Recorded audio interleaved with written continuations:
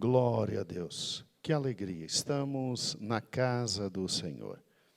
Eu convido os irmãos a abrirem a revista na página 17.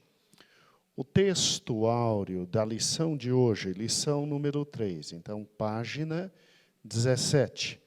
O texto áureo diz assim: E vindo um dia em que os filhos de Deus vieram apresentar-se perante o Senhor, veio também Satanás entre eles. E o tema da lição, o diálogo. Amém? Vamos ficar em pé, vamos fazer uma oração, iniciando nossa escola.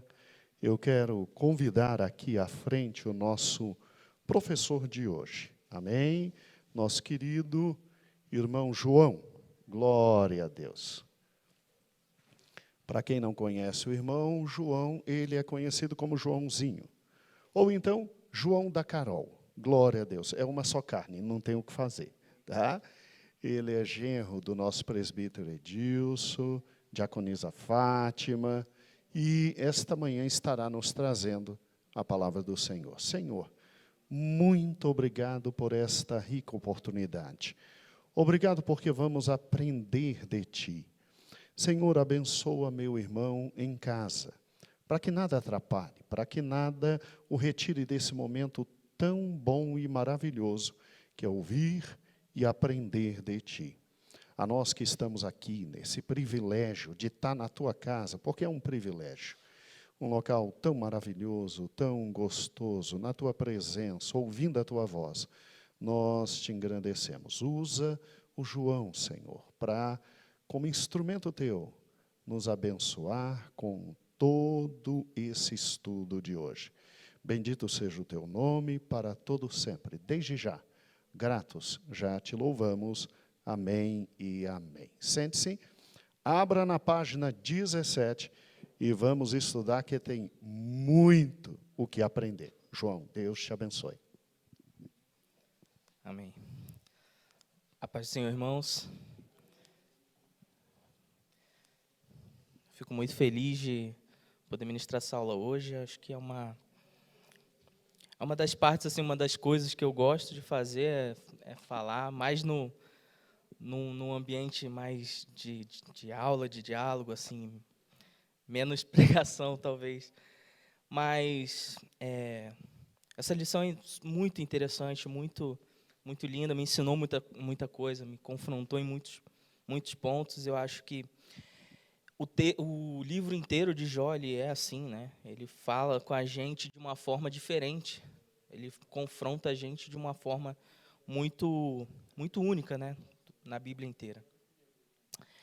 Como nós já lemos o texto áureo, eu queria ler um pouquinho mais do texto que a gente vai estudar hoje. O texto áureo é Jó 1:6, e eu quero ler para vocês o texto até o 12, pelo menos. Então, se vocês quiserem abrir a Bíblia, Jó 1:6 a 12 diz o seguinte: E vindo um dia em que os filhos de Deus vieram apresentar-se perante o Senhor, veio também Satanás entre eles. Então o Senhor disse a Satanás: De onde vens? E Satanás respondeu ao Senhor e disse: De rodear a terra e passear por ela.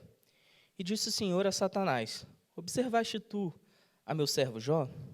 Porque ninguém há na terra semelhante a ele, homem sincero, reto, temente a Deus e desvia-se do mal.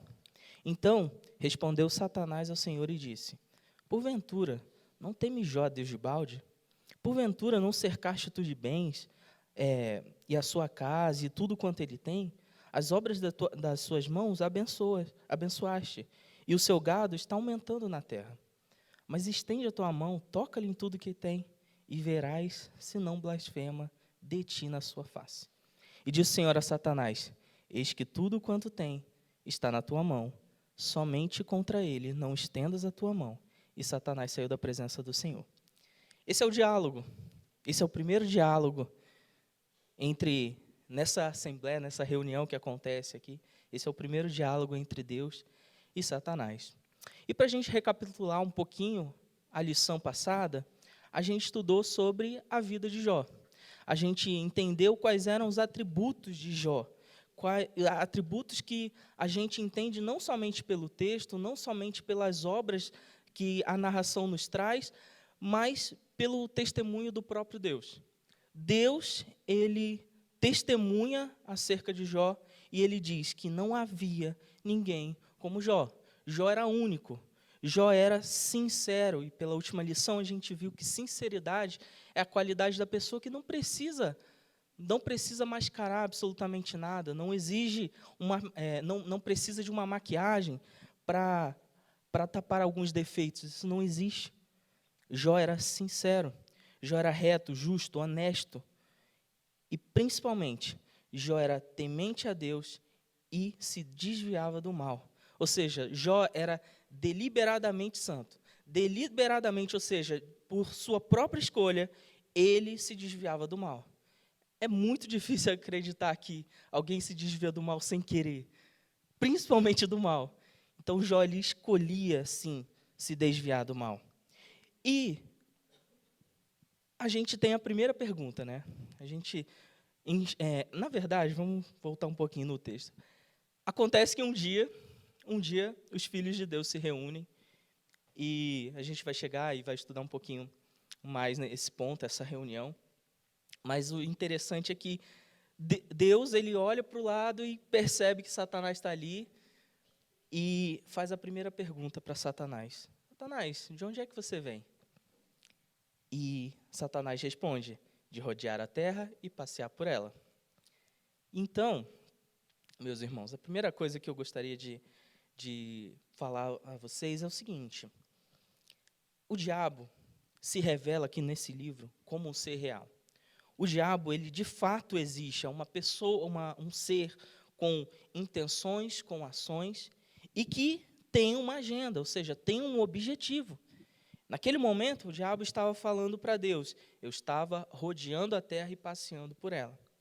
E rodear a terra, eu entendo que seja uma expressão em que que denota o sentido de que ele está em todos os lugares, ele procura estar em todos os lugares. Diferentemente da onipresença, né, que Deus está em todos os lugares ao mesmo tempo, com o diabo não é assim. Ele procura rodear a terra, estar em todos os lugares, passar por todos os lugares a fim de fazer o seu objetivo. E passear pela terra,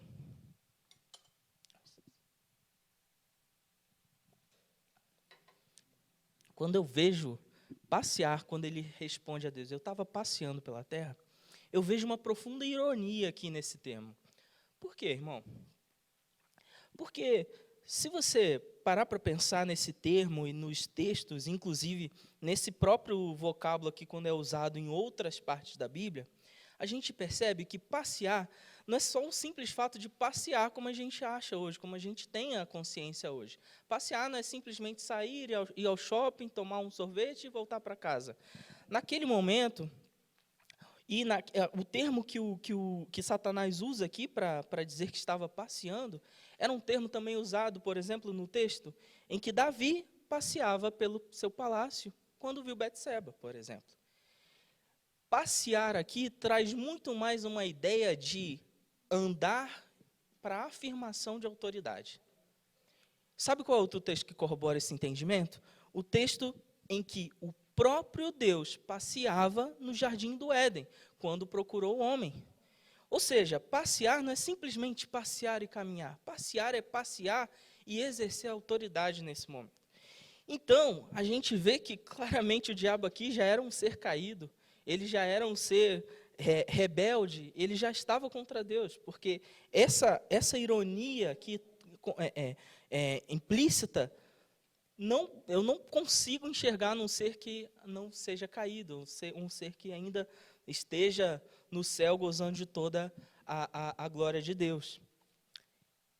E, meu irmão, Deus pergunta para ele, você estava passeando? Você estava exercendo autoridade? Mas será que você tem essa autoridade? Todos os homens estão debaixo da tua corrupção? Você viu meu servo Jó? Observaste o meu servo Jó?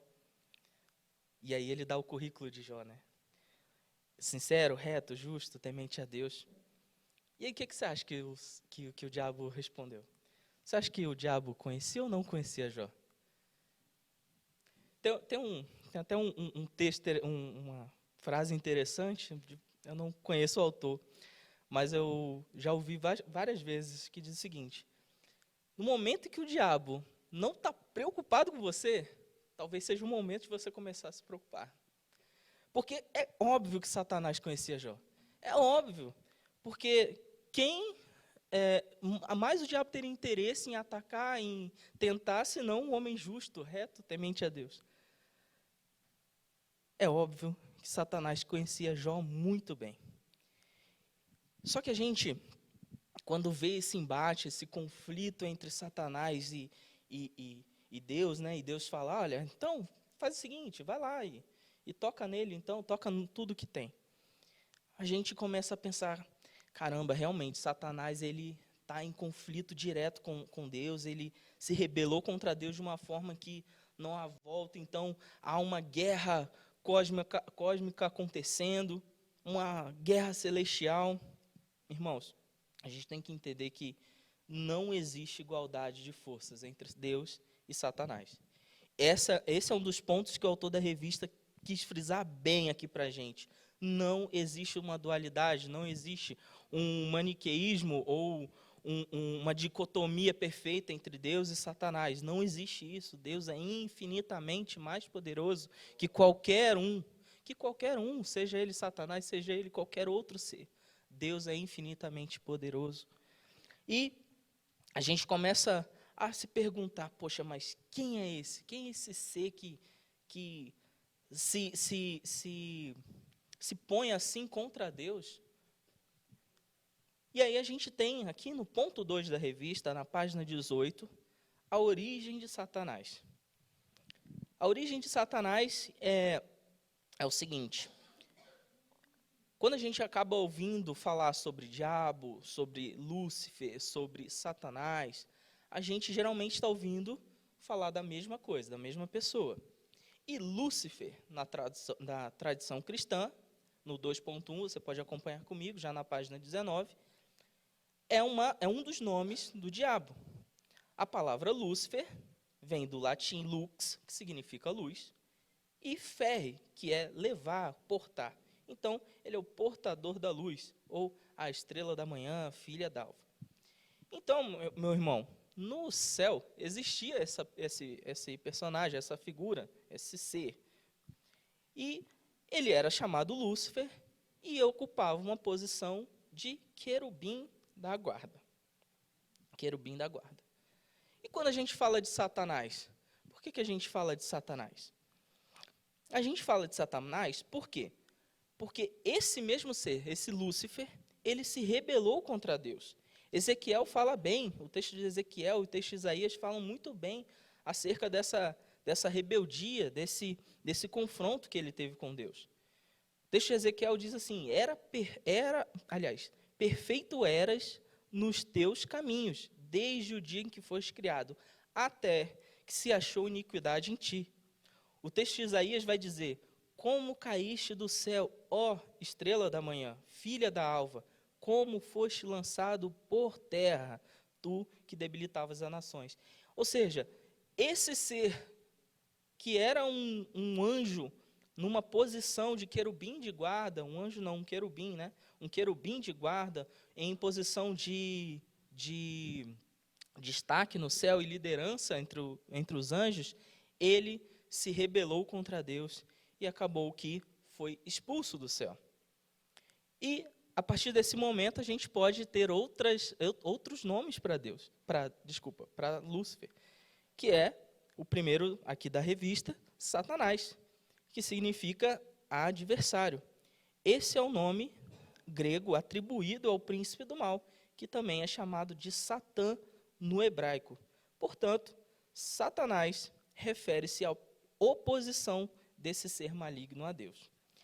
E, não menos importante, aqui no último termo atribuído a ele, é o próprio diabo, que vem do latim e significa opositor, caluniador, negador, aquele que acusa.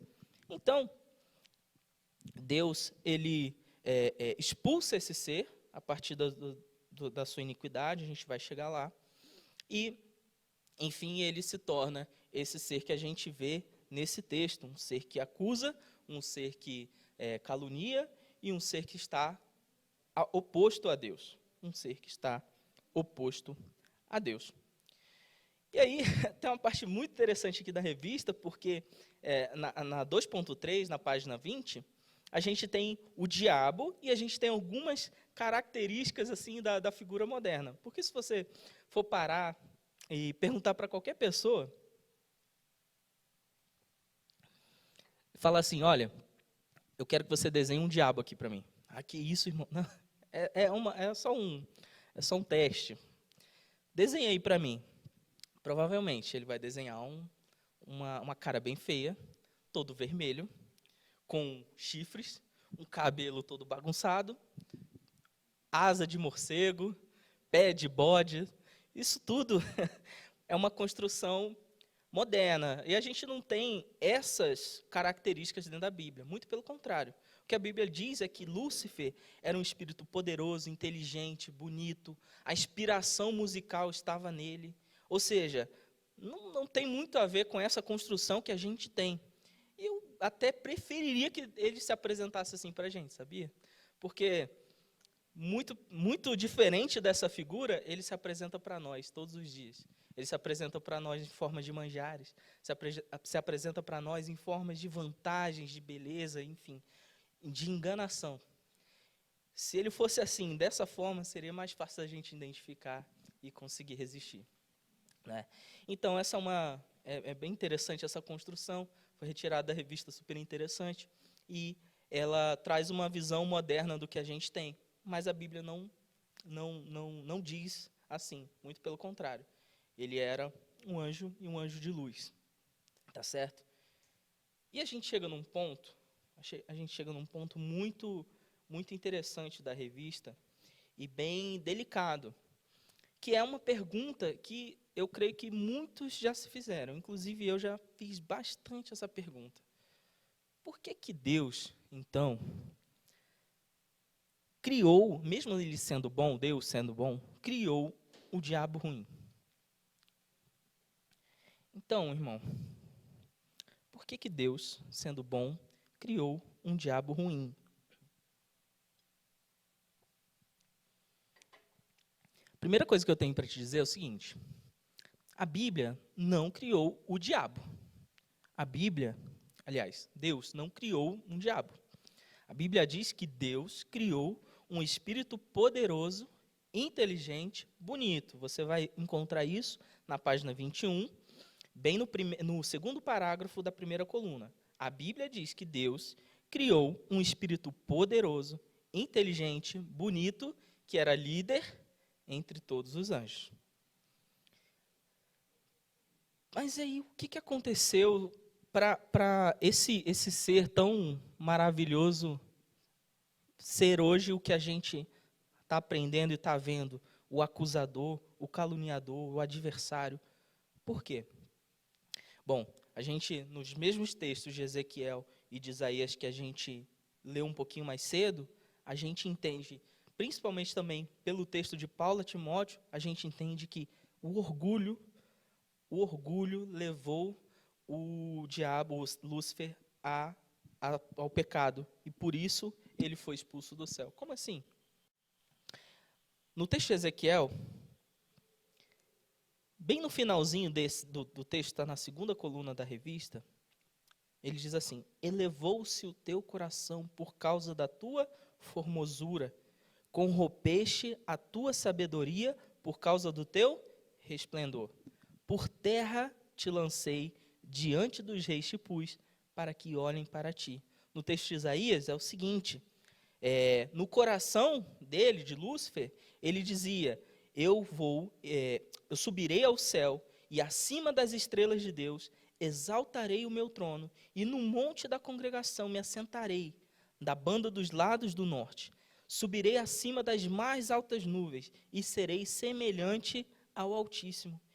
E, contudo, levado serás ao inferno. Que é a narrativa de Isaías, né?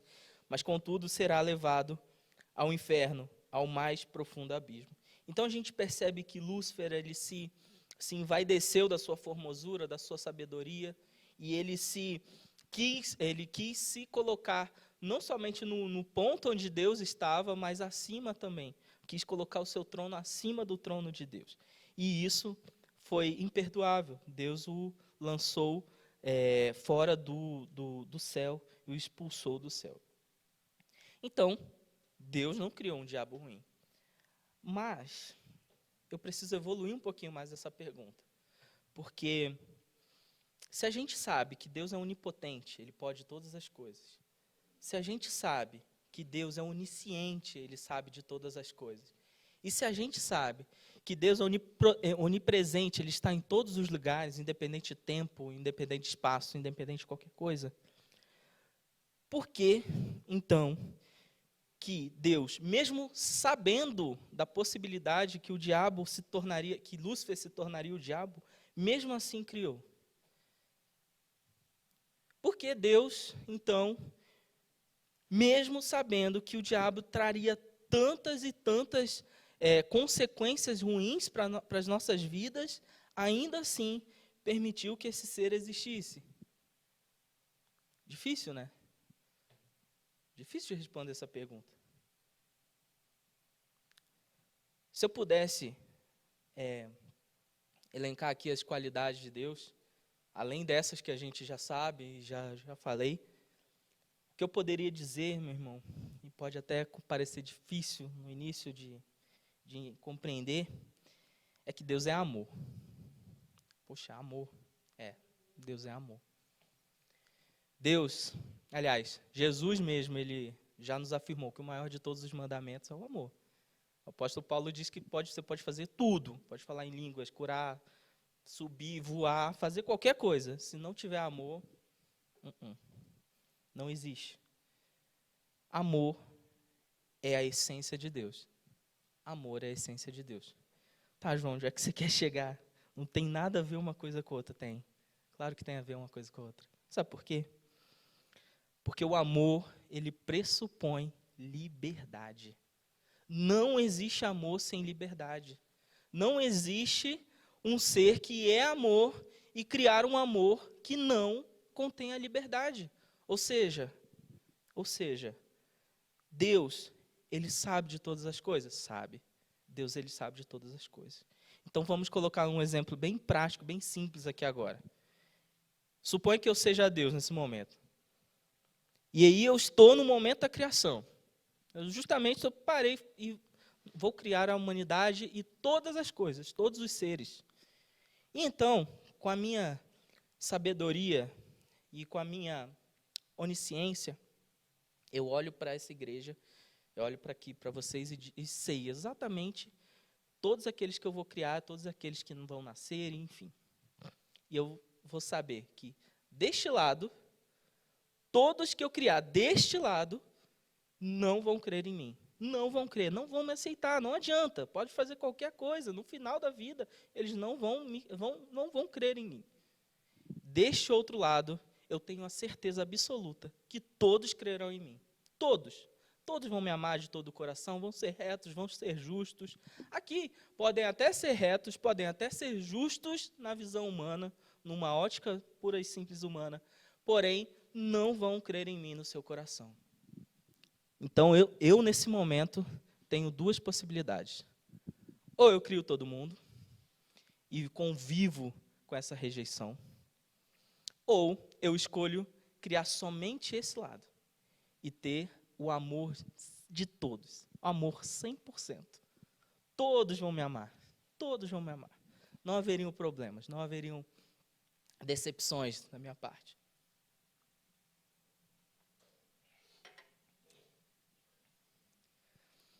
Esse amor é real? Aí eu pergunto para vocês. O que você acha? O que vocês acham?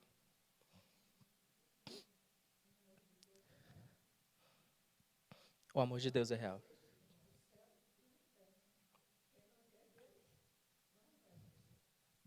Exato.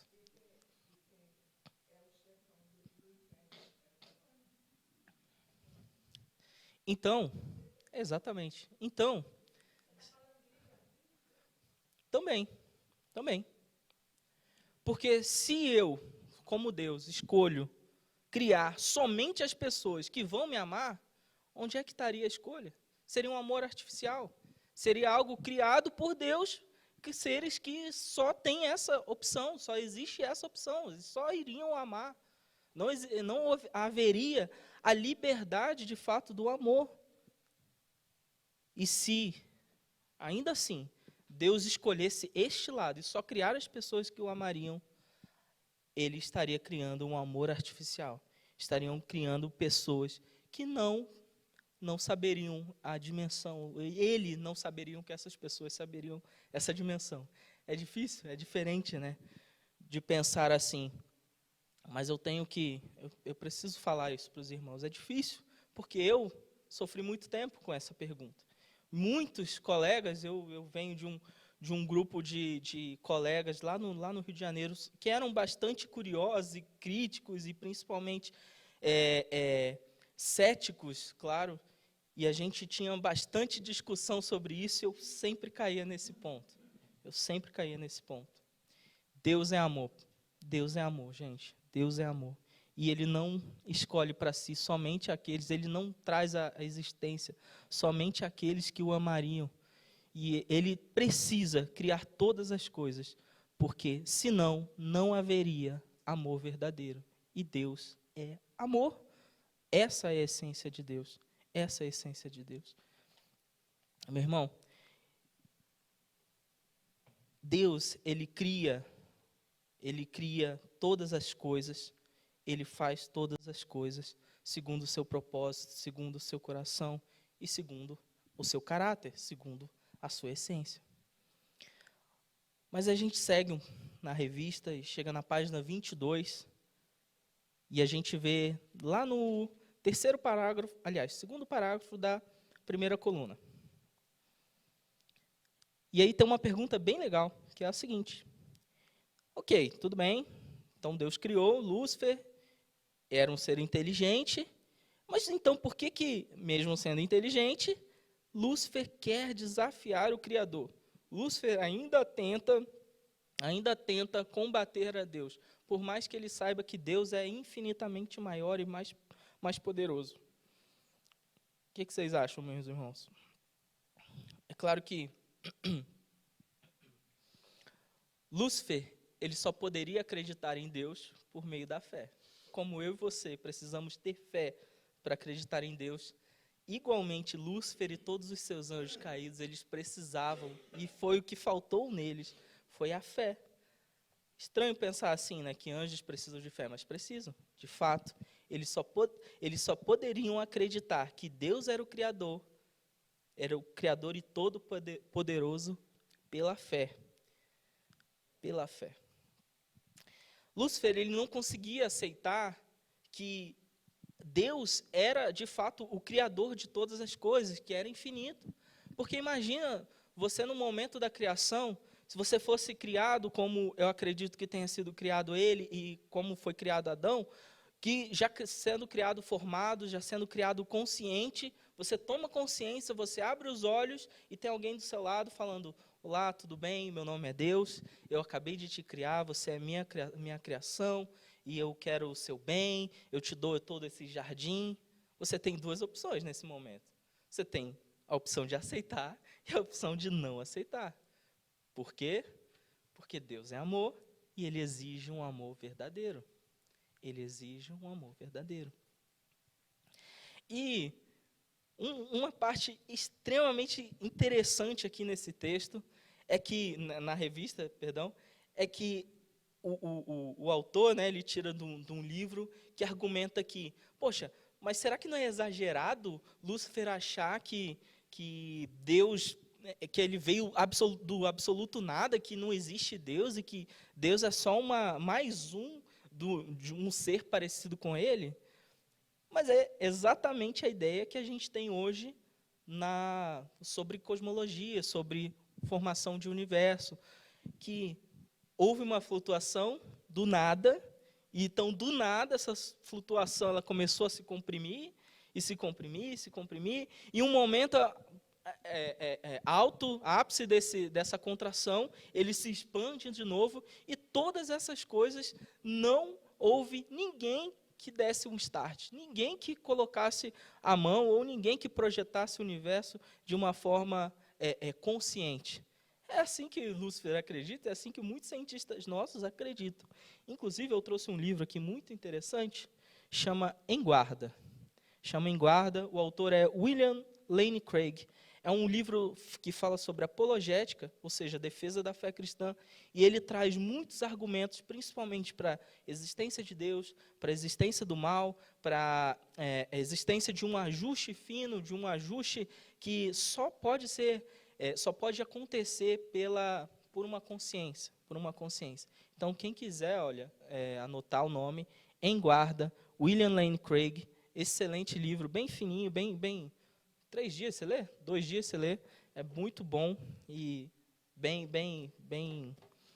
interessante aqui, e fala muito sobre isso. Então, é isso. A gente aprendeu até agora que Satanás é um ser real, que Satanás ele é um ser rebelde, ele esteve no céu, mas foi expulso, que Deus ele criou um ser bom, e ele cria todas as coisas, por mais que no futuro elas venham se rebelar para Deus, porque é a essência de Deus, é exigir um amor verdadeiro. E agora, a gente, de fato, entra no texto que a gente leu na primeira parte. Na página 24. Amém, irmãos? Amém? Na página 24, o ponto 3 da revista, fala sobre a assembleia, a reunião. Essa reunião dos filhos de Deus, quando esses filhos vieram se apresentar perante Deus. Eu, em um primeiro momento, imaginava que essa reunião aconteceu e que o diabo ele tem entrado como se fosse um intruso. Mas eu fui orientado e entendi, de fato, que essa assembleia, ela cumpre muito mais um propósito de Deus em, primeiro, afirmar a sua autoridade, afirmar a sua soberania e convocar todos os seus filhos, todas as criações, todos os seres criados por Deus, para que se apresentem diante dele, inclusive o diabo. Você acha que era fácil para o diabo estar na frente de Deus? Você acha que é legal alguém que é completamente perverso, completamente oposto, estar numa figura infinitamente maior que você, totalmente diferente e antagônica de você? Você acha que é legal isso? Você acha que talvez não fosse até doloroso para o diabo? Não sei, eu posso estar afirmando, não posso afirmar essas coisas, mas eu creio que não era uma coisa agradável. E é por isso que eu concordo em dizer que essa reunião era uma convocação de Deus e que até o diabo ele precisa obedecer a Deus. Então a gente tem aqui um ponto, em que confirma que Deus está acima de todas as coisas e é soberano sobre todas as coisas. Se essas forças fossem equivalentes, o diabo teria a condição de dizer não, eu não vou, exato. Mas não existe essa possibilidade. O diabo, ele precisou ir, porque Deus convocou, Deus mandou, e ele vai. Ele faz o que Deus ordena. E é nesse momento que a gente tem o confronto, que a gente tem esse diálogo, essa discussão. E nessa discussão acontece uma coisa muito, muito interessante. É aqui nesse momento em que a gente vê, de fato, Lúcifer vestindo a sua nova persona. Lúcifer, de fato, se fazendo o acusador, se fazendo o diabo nesse texto. Ele diz que ele acusa, na verdade, Deus e Jó ao mesmo tempo. Ele acusa os dois ao mesmo tempo. Como, irmão João? Como é que ele acusa Deus e Jó ao mesmo tempo? Lá no texto diz o seguinte: Deus pergunta para Satanás: observaste meu servo Jó? ninguém há na terra como ele. Então respondeu a Satanás e disse: mas, poxa, não está fácil isso? Será que no Jó não tem temido a Deus de balde, ou seja, inutilmente? Poxa, não está muito bom? Você cerca ele de bens. Tudo que ele toca prospera. A sua casa tem segurança. Os seus filhos vão bem, são prósperos. O gado, ou seja, as riquezas, os bens, estão multiplicando. Será que não está muito fácil servir a Deus? Quem não serviria a Deus assim? Meu irmão, Satanás ele está acusando, primeiro, Jó de ser um interesseiro. E segundo, Deus de ser um subornador. Duas acusações. Deus, ele diz, olha, é fácil dele te adorar porque você dá tudo para ele. E é óbvio que ele te adora porque ele quer mais. O diabo acusa Deus de subornar. E ele coloca essas duas acusações. Deus precisa subornar o homem para receber amor e adoração. E ninguém adora a Deus pelo que ele é, e sim pelas coisas que ele pode dar. Satanás, então, nesse momento, ele propõe um teste. Para que esse teste? Para provar duas teses. Quais são as teses postas? Primeira, ninguém ama a Deus. Vamos ler esse texto? Ele diz assim, então, ele fala assim, olha, a obra das suas mãos você abençoa, o seu gado você aumenta, enfim. Mas estende a sua mão, toca nas coisas de Jó, toca tudo que ele tem, e verás se não blasfema contra ti na sua face. O que Satanás está botando aqui? Ele coloca esse teste, toca no que tem, toca no que ele tem, para provar duas coisas. Primeiro, que ninguém ama a Deus mais que os seus bens. Ninguém ama a Deus mais que os seus bens. E segundo, ninguém ama a Deus mais que a sua família. E é isso que o homem tem. É isso que Jó apresenta aqui nesse texto. Ele tem uma casa abençoada, tem filhos muito prósperos, tem uma esposa, tem todos os bens que aquele homem poderia ter naquela época. Ele era riquíssimo, riquíssimo, poderoso na terra. E então, meu irmão, Deus permite que Satanás haja naquele momento. Porque Deus é mau? De forma alguma. Porque Deus, ele quer ver a destruição de Jó? Quer ver o sofrimento de Jó? Não, muito pelo contrário. Deus quer ensinar através de Jó. E Deus institui Jó como um advogado, como alguém que pode pleitear essa causa, como alguém que pode confrontar essa tese e desmenti-la, dizendo, Satanás, pode tocar em tudo que ele tem. Não é isso, eu conheço o coração. Não é isso que Jó tem no coração. Não são os bens que eu dei, não são as coisas materiais que eu tenho proporcionado para Jó que fazem com que ele me siga. Não é isso. E Deus permite Satanás agir.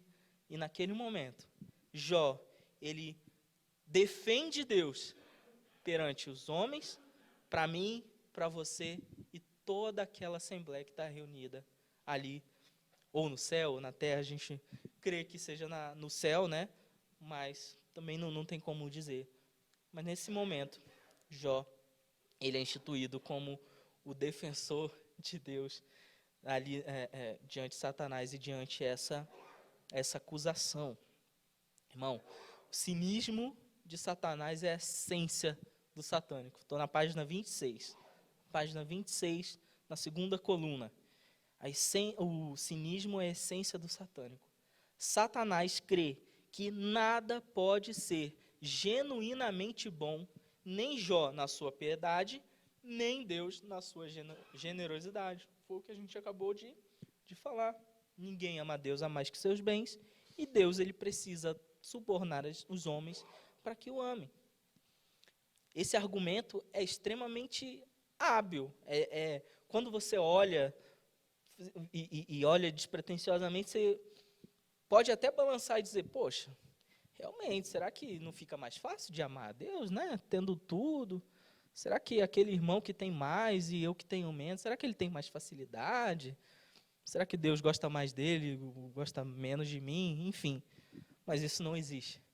E eu creio que a próxima lição, que é a lição 4, que vai falar exatamente da prova, né, sobre a perda dos bens, a perda dos filhos, que é isso que Deus permite Satanás tocar, a gente vai entender um pouquinho melhor sobre esses aspectos aqui na vida de Jó e o propósito de Deus com todas essas coisas. Amém, irmãos? Amém? Então vamos à conclusão. Na página 28, no tópico 4, diz assim: a Bíblia fala de outras reuniões celestiais, onde Deus e os anjos planejam suas atividades na terra, e onde os anjos também trabalham. Por ser criador de todos os anjos, tanto os que servem quanto os que se rebelaram, Deus tem completo poder e autoridade sobre eles. Nós falamos sobre isso, sobre a soberania na convocação daquela reunião. Então, a gente aprende muitas coisas, muitos tópicos importantes aqui nesse texto, nesse pequeno texto aqui do livro, do capítulo 1. E a gente aprende que, primeiro, Satanás é responsável perante Deus. Ou seja, ele é submisso, ele é um ser que ainda retém obediência. Segundo ponto, Satanás pode estar apenas em um local de cada vez. Seus demônios o auxiliam em seu trabalho, mas como é um ser criado, ele é limitado. Exatamente o que a gente falou na primeira parte da lição, sobre Satanás rodear a terra, mas não estar em todos os lugares. Porque ele veio de um lugar justamente para estar perante Deus na sua convocação. Ponto 3. Satanás não pode ler a nossa mente ou prever o futuro. Porque concorda que se ele soubesse o futuro, ele nem teria tentado a Jó? Ele não precisava, ele olharia e falar, esse aí realmente não tem como. Posso fazer o que eu fizer, não vai cair na minha. Então ele não consegue. E nem leu os nossos pensamentos, porque senão ele veria também os pensamentos de Jó, que eram sinceros. 4, irmão. Satanás nada pode fazer sem a permissão de Deus. E é exatamente isso. Satanás nem fala assim, eu vou lá tocar, eu vou lá fazer. Não, ele fala assim, toca lá, por mais que seja insolente esse imperativo, né? Toca lá nos bens, toca na família dele, aí você vai ver. Por mais que seja insolente, ele não pode falar, não, eu vou lá, eu vou fazer, eu vou tocar, eu vou destruir. Não existe isso. Satanás está debaixo da mão de Deus. Ele é, como Lutero, o cachorro na coleira. Não é isso, Gil? E é exatamente isso. Satanás não pode fazer nada sem a permissão do Criador. 5º e último ponto. Deus coloca limites para os atos de Satanás. Esse é um ponto que é decorrente do último, né? Se Deus limita Satanás, a ação de Satanás, aliás, se Deus é soberano sobre todas as ações dele, ele também é soberano sobre os limites de ação do próprio diabo. E ele diz o seguinte, vai, toca tudo quanto tens, só não toca na sua vida, só não toca no seu corpo, na sua carne. Então, meus irmãos, a gente entende todos esses pontos e que a gente não deve brincar com o diabo.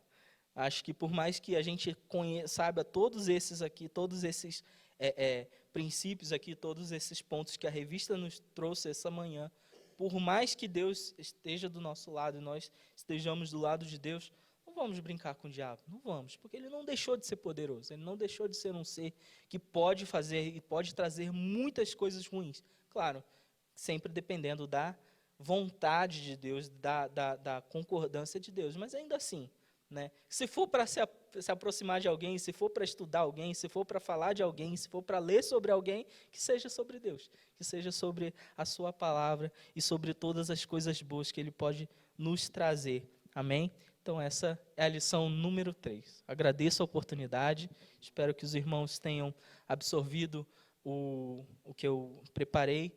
Qualquer dúvida, estamos à disposição, né, Gil?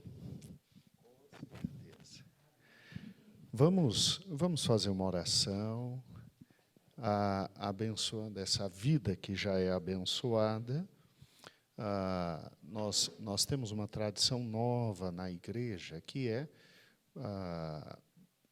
nós temos os pastores, que são normalmente os professores de escola bíblica dominical.